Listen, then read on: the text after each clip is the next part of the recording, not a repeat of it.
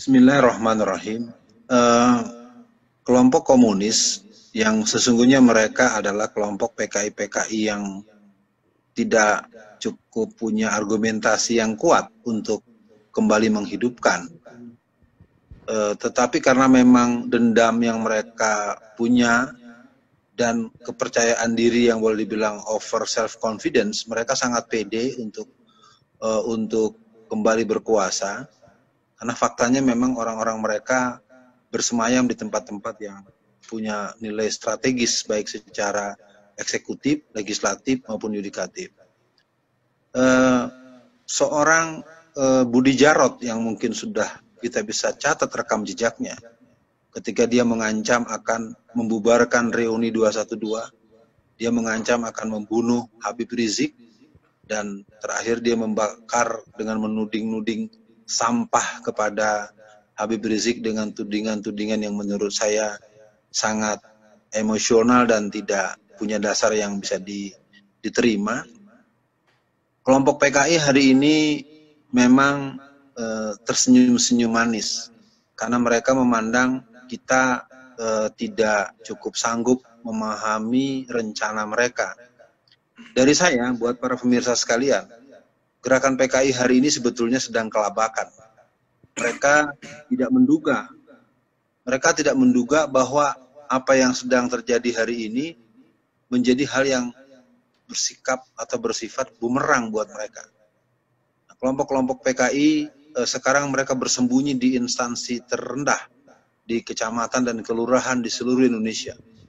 Ini mungkin merupakan catatan khusus buat seluruh pemirsa, siapapun yang menyimak pembicaraan tema ini, bahwa memang mereka sekarang merupakan pertarungan yang terakhir. Karena sejarah di dunia, apakah Rusia, apakah Cina, mereka menjadi negara yang berhaluan komunis secara total setelah kudeta yang ketiga. Nah, untuk itu mereka merasa kuat karena di backup oleh Partai Komunis Cina, mereka di backup oleh kader-kader daripada organisasi orpol tertentu yang berani-beraninya mengatakan sebagai PKI Perjuangan, atau mereka yang kemudian muncul dengan keberanian mengatakan aku bangga jadi anak PKI, dan yang sangat mencolok mereka menawarkan pola dengan bermain di arena konstitusi yang tentu sudah dibahas di acara kita dalam setiap edisi yang belakangan ini cukup mendalam.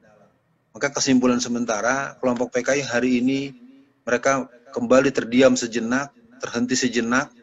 Tidak mereka bayangkan bahwa perlawanan akan begitu hebat. Maka himbauan dari saya kepada seluruh pemirsa, pada seluruh masyarakat muslim, masyarakat yang bertauhid, yang meyakini akan ketuhanan yang Maha Esa, mari kita pahami bahwa ini adalah kilik jangkrik dari mereka agar kita mau bersikap kontraproduktif. Maka untuk itu harapan dari saya, TO dikejar terus, ya, Budi Jarot dikejar, siapapun yang kemarin hadir kalau perlu semuanya dikejar satu persatu dan dibawa ke pihak kepolisian karena sudah jelas-jelas melanggar undang-undang yang ada.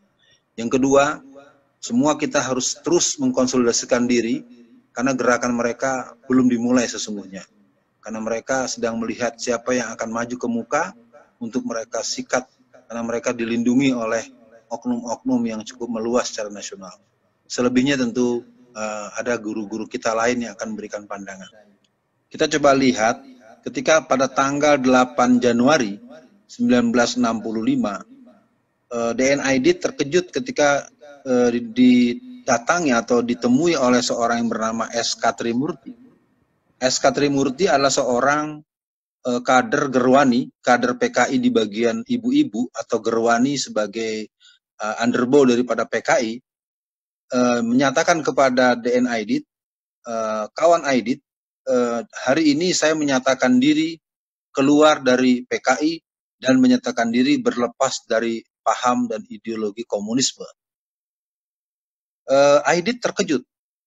Kenapa seorang tokoh Gerwani, pentolan Gerwani seperti S.K. Trimurti mengundurkan diri? Ternyata Ibu S.K. Trimurti ini sudah keliling ke seluruh negara-negara yang mengklaim sebagai negara komunis. Temuannya adalah seluruh negara-negara yang menyebut dirinya sebagai negara komunisme atau negara komunis atau negara yang berpaham komunisme, negara yang punya penampakan sangat antagonis. Kalau dalam ilmu sinematografis, tampilnya senyum, di belakangnya penuh dengan duka dan air mata. Seluruh negara-negara komunis yang dikunjungi oleh Ibu S.K. Trimurti, satu, bahwa negara komunis itu adalah negara yang sangat mahir dalam menyengsarakan rakyatnya. Itu yang pertama. Yang kedua, pemimpin-pemimpin partai komunis itu cuma pura-pura miskin di hadapan rakyatnya. Padahal kehidupan mereka sangat berlimpah, pola hidup mereka sangat mewah, dan gaya hidup mereka lebih borju dari kaum borjuis. Jadi perlu dipahami bahwa sebenarnya semangat untuk memberontak pada tahun 1965 itu agendanya adalah tahun 1971. Karena dianggap sudah cukup siap. Nah, pertanyaan dari Bapak Dr. Abdul Khair tadi, bagaimana potensi hari ini? Potensi mereka hari ini adalah potensi pertaruhan terakhir. Kita tahu misalnya di Rusia, kaum komunis itu berhadapan dengan Alexander yang Agung. Mereka berhadapan dengan kepemimpinan fungsi kerajaan, sehingga seorang Lenin dikenal sebagai orang yang hanya punya dua tempat. Di tempat rapat rahasia atau dalam pertemuan-pertemuan yang berhubungan dengan penjara. Jadi sebelum Lenin berhasil menggulingkan pemerintahan yang ada pada di Rusia saat itu, dan pada kudeta yang ketiga lah Lenin berhasil mengkomuniskan Rusia. Itu pun yang terjadi di Cina. Revolusi kebudayaan tahun 1949 itu merupakan langkah yang ketiga yang dilakukan oleh pihak Partai Komunis Cina kepada pemerintahan Cina pada saat itu. Bagaimana dengan Indonesia? Dalam sebuah buku yang berjudul Bahaya Komunisme, karangan Profesor Dr. Zainal Abidin Ahmad dan Dr. Baharudin Lopa, di halaman 21 di alinea keempat dikatakan bahwa kegagalan pemberontakan PKI tahun 48 merupakan warming up, merupakan pemanasan. Kegagalan pemberontakan pada tahun 1965 adalah sebagai general repetisi. Dan kita akan melangsungkan pemberontakan yang ketiga. Jadi kalau dilihat, potensinya sangat mengerikan. Karena hari ini, kader-kader mereka bersebar sejak tahun 2004. Sampai hari ini sudah lebih dari 13 kali mereka menyebar, mengirim dari berbagai partai untuk menjadi kader-kader yang berpandangan politik komunisme. Yang kedua, ada 7 instansi resmi di negara kita yang secara rutin mengirimkan. Yang saya tahu persis adalah dari Departemen Dalam Negeri. Ketika dulu ya zaman Pak Cahyokumolo. Kalau yang sekarang apakah diteruskan atau malah diperbanyak atau dihentikan, saya tidak tahu. Sewaktu saya ditahan di Lapas Porong, saya sempat kedatangan seorang pejabat Kementerian Dalam Negeri yang menjenguk temannya. Dengan berlari kecil dia mendekati saya sambil berbisik, "Ustadz, negara kita bahaya." "Kenapa Pak?" "Saya salah satu pejabat eselon tinggi di Kementerian Dalam Negeri. Bahwa kami dikirim secara bergantian untuk mendapatkan pendidikan khusus di pusat pengkaderan Partai Komunis Cina yang ada di Beijing maupun negara-negara yang menjadi tempat pendidikan kader mereka. Dan saya mengupayakan mengetahui di mana lagi, ada 7 instansi yang melakukan itu. Dan saya pikir di antara kita sempat bisa mengakses, ada instansi yang secara rutin mengirimkan calon-calon pejabat mereka untuk dilakukan pendidikan khusus.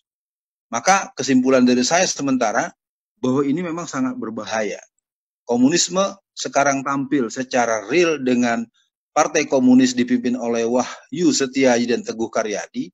Komunisme yang berkasing partai tertentu, menurut pernyataan Ripka Ciptaning, ada 20 juta orang-orang PKI yang bersemayam di partai tersebut, dan komunisme dengan partai dengan casing yang bernama PRD, yang ADART-nya persis seperti ADART PKI tahun 54, dan komunisme milenial, yang semua bisa tahu mereka ada di mana, yang kerjanya adalah selalu menolak syariat Islam, menghina Islam, dan selalu mengkampanyekan lewat partai-partai yang mereka punya. Maka dari statement terakhir dari saya sebelum nanti mungkin kita punya dialog kalau memungkinkan, bahwasanya memang kelompok PKI ini sekarang belum cukup puas karena di DPR jumlah mereka baru 200-an. Target mereka sebetulnya sejak tahun 2018 menyongsong pemilihan umum 2019 itu adalah 400 orang. Supaya mereka dengan asik untuk mengetok palu pencabutan Tapa MPRS nomor 25 tahun 66 dan pengesahan undang-undang semodel HIP dan sejenisnya tanpa ada perdebatan seperti sekarang. Artinya potensinya sangat besar dan kita tidak perlu terlalu ketakutan, tetapi tidak bisa juga kita lengah karena paham komunisme sebagaimana yang diterangkan oleh Ustaz Samsudin Arif tadi adalah satu situasi yang terjadi di negeri kita dan regulasi daripada pengkaderan, pembangunan jaringan, penyiapan SDM, tumpukan senjata, kedatangan pasukan merah, terjadi kelengkapan. Jadi kombinasi antara kader-kader yang dicetak dalam negeri dan kedatangan pasukan merah dari Cina dengan atas nama tenaga kerja asing, ini harus dibaca sebagaimana yang terjadi di Tibet, di Angola atau Zimbabwe. Terima kasih.